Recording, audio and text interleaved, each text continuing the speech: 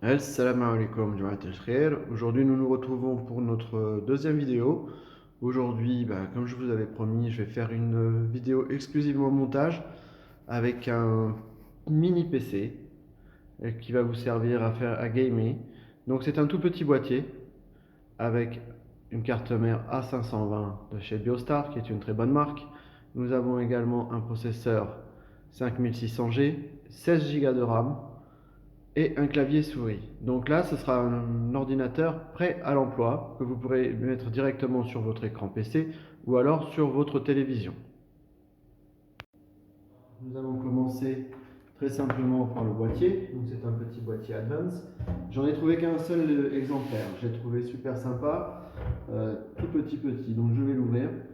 Vous allez voir, il a juste la place pour y mettre les éléments nécessaires. Et pas plus. Mais ça suffira largement si vous voulez avez une petite chambre ou vous voulez mettre un ordinateur d'appoint dans votre salon. Et ça mariera très bien avec les meubles et dans les petites chambres, il ne prendra pas de place. À côté d'un écran, tout ira bien. Donc on a une petite porte latérale, très aérée, avec du mesh, qui va permettre la circulation du flux d'air.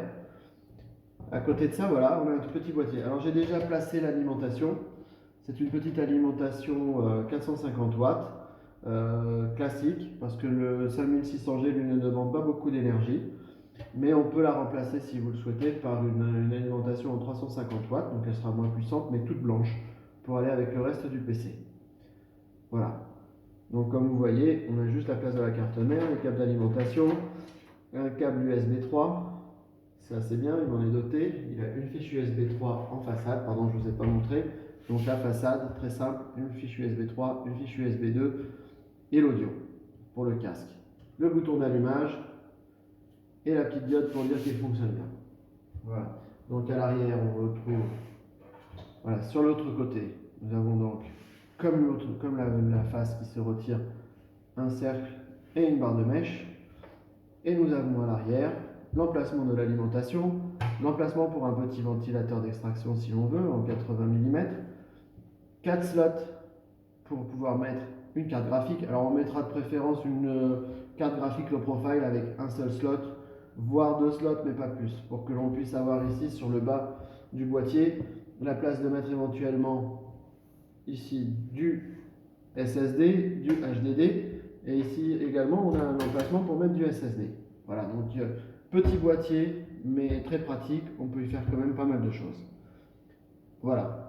Et bien sûr, je reviens à l'arrière, nous avons l'emplacement pour mettre la backplate pour avoir toutes les connectiques de la carte mère. On continue. Je le mets là, de côté. Nous allons continuer par la carte mère. Donc vous verrez, tout est neuf. Je vais tout déballer devant vous. Donc nous avons ici la carte mère, je l'ouvre. Donc nous avons le nécessaire, nous avons sa backplate. Nous avons deux câbles pour le SSD et les notices. On enlève le carton. Voilà. Donc la carte mère est encore dans son sachet. On va l'ouvrir et on va la sortir. Voilà. Donc je débarrasse tout ça. On a un petit peu de place et de propreté. Voilà, donc elle vient avec sa petite mousse de protection antistatique. Je range les deux câbles et la backplate.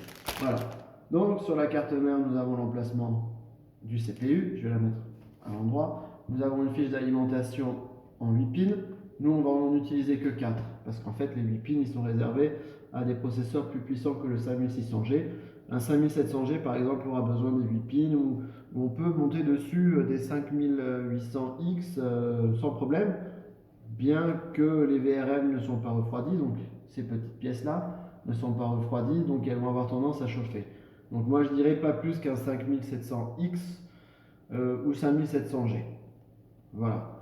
Donc, on continue. On a deux emplacements de barrettes de RAM. Le slot pour y mettre le câble d'alimentation général de la carte mère. On a 4 slots SATA pour pouvoir y brancher des SSD ou des disques durs. Nous avons un audio, deux HDMI, deux USB, pardon, 2 USB, un USB 3 et le reste de la connectique. Donc un emplacement PCIe 3 parce que cette carte mère ne gère pas le PCIe 4 comme le processeur qu'on y met. Donc c'est pas la peine d'aller chercher une carte plus chère, plus puissante, plus tout, puisque il faut toujours mettre en relation le processeur avec la carte mère ou inversement la carte mère avec le processeur. Donc au niveau des connectiques, nous avons ici un HDMI, un DisplayPort, 4 USB 3, 2 USB 2 avec l'emplacement pour le réseau en 1 Go et les sorties audio. Voilà. Donc en ce qui concerne la carte mère, elle est simple, petite et largement suffisante. Nous allons passer maintenant au processeur. Que je le retrouve. Voilà. Donc le processeur, lui, dans son emballage, c'est une version trait. On appelle ça une version trait. Après, je vais vous montrer, il y a aussi son ventilo, bien sûr. Un ventilo AMD original. Donc voilà, il est bien protégé. On le sort. Donc je le montre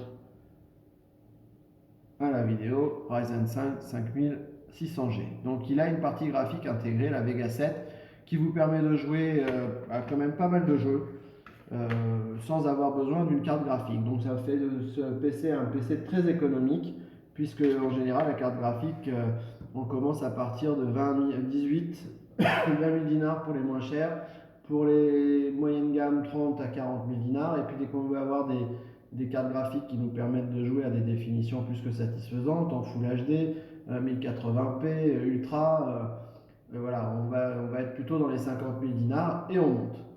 Voilà, mais tout ça c'est à mettre en relation également avec votre téléviseur ou votre écran. Comme je vous l'ai déjà dit, il ne sert à rien d'avoir une carte graphique hyper puissante pour jouer sur un petit écran de 24 pouces à 1080p. Bon, à la limite un peu puissante pour avoir un nombre de FPS qui va correspondre si vous avez par exemple un écran en 180 Hz, donc une carte graphique qui va pouvoir vous sortir du 180 Hz en Full HD et Ultra. Voilà. Ou alors pour les jeux compétitifs, comme on se met automatiquement en low pour gagner du FPS, une carte suffisante, on va dire une 1660 Super, c'est déjà pas mal pour jouer à ces jeux compétitifs avec de bonnes résolutions, de bons FPS. Donc voilà. Et pour finir, je vais vous présenter la RAM qui va être mise dans ce PC, mais je vais vous faire tout à l'heure également de la RAM en RGB, toute blanche, qui est plus chère, mais qu'on pourra mettre si vous le demandez. Hein. Donc là, nous avons de la RAM grise, perle, qui se marie très bien avec le boîtier, en Asgard, 8 Go, 3200 MHz, DDR4. Voilà. Donc voilà tout ce qui va constituer essentiellement le PC. Donc nous allons faire le montage ensemble. Et puis après, une fois que ce sera terminé, on fera des tests. Tout simplement, on va le bencher un petit peu. Je vais vous montrer.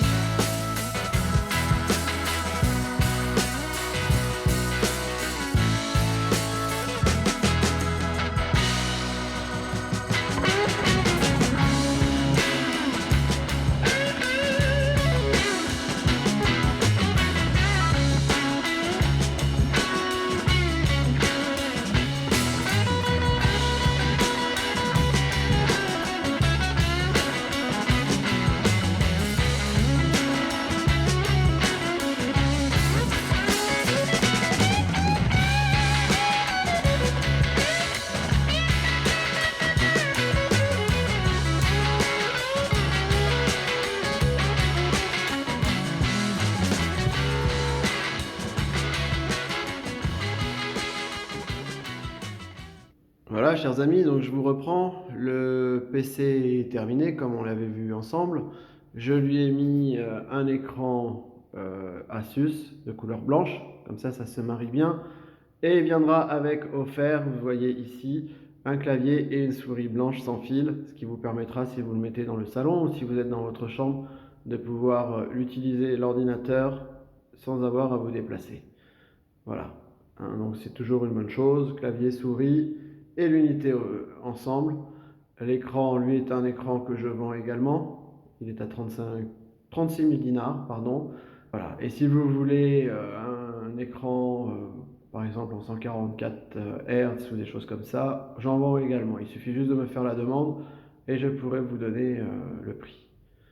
Voilà, donc ce que l'on va faire, on va mettre le PC en route. Donc, je vous disais, avant de le mettre en route, je vous disais, donc vous avez ici un écran tout blanc, en AZERTY, doublé en arabe. Nous avons ici sa petite clé. Ce qui est très bien, c'est qu'elle aussi, elle est de couleur blanche, donc on peut la placer, par exemple, en façade de l'ordinateur. Ça ne gênera pas. D'ailleurs, c'est ce que je vais faire. Je vais la mettre en façade de l'ordinateur, ici. Voilà, c'est plugué. Et nous avons là la petite souris aussi, très simple, très ergonomique. Je l'ai essayé comme ça, là, juste en la bougeant. Elle est très légère, mais elle est aussi très agréable, hein. En main, elle est super. Voilà. Bon, il vous faudra, vous, un tapis de souris que vous mettrez au choix pour pouvoir améliorer la glisse, vous reposer les mains. Là, c'est vous qui verrez. Donc, on va faire le premier allumage du PC. Donc, j'appuie sur le bouton. Voilà. Il a démarré. On ne l'entend pas du tout. Voilà, donc on attend juste qu'il se mette en route.